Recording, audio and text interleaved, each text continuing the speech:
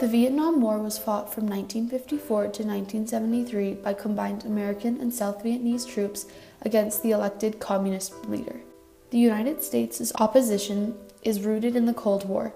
The United States government felt that to preserve capitalism, they must stop the election of communist leaders globally.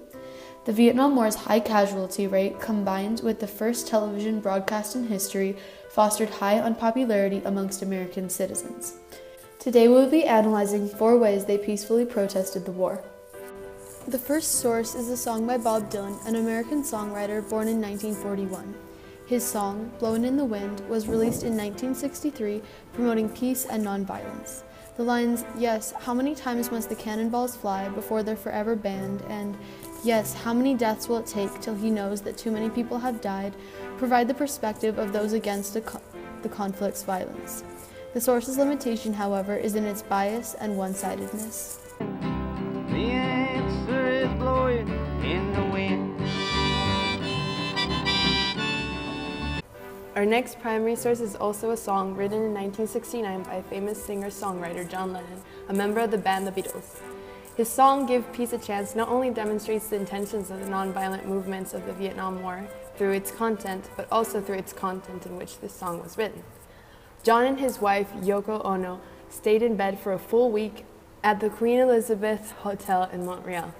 This iconic protest was called Bedin for Peace and captured the attention of various social medias, as it was also the studio in which the song was recorded. The song clearly alludes to the struggles of human violence, and all throughout, it also uses a satiric tone, mocking judgments made towards society.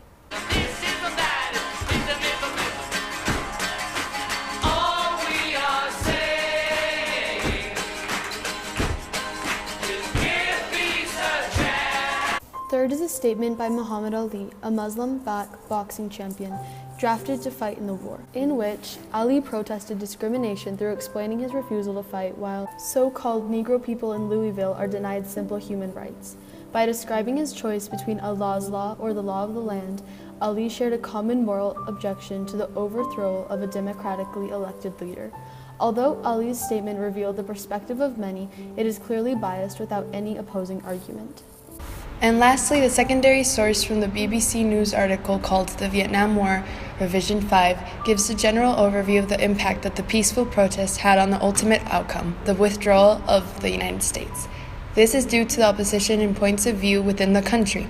Veterans of war considered all who did not support their country's struggles as traitors. Citizens with a high interest in politics and support for the U.S. government found it important to stop communism worldwide. Meanwhile, various movements such as the civil rights movement, youth, pacifist, and political opposition protested the purpose of the war. The article states that many Americans questioned why their country was involved if the local population did not want them there.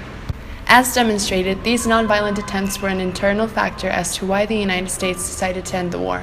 And, as can be seen, the peaceful protests going on during the Vietnam War were displayed in a variety of ways taken into action by a diverse demographic that strived for the same final outcome, peace within the United States.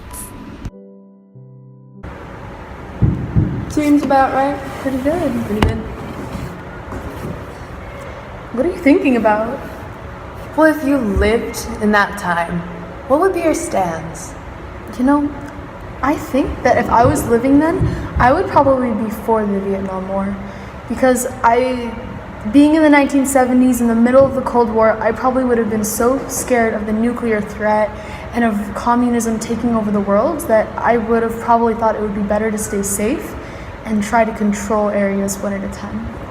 But at the same time, the main point of this war was basically to spread democracy. But I don't exactly agree with this, just because they already had so many troubles going on during the Cold War, and adding on to that, so I don't know if I agree with that. I think I would have probably been against it. Maybe I would have protested just like them.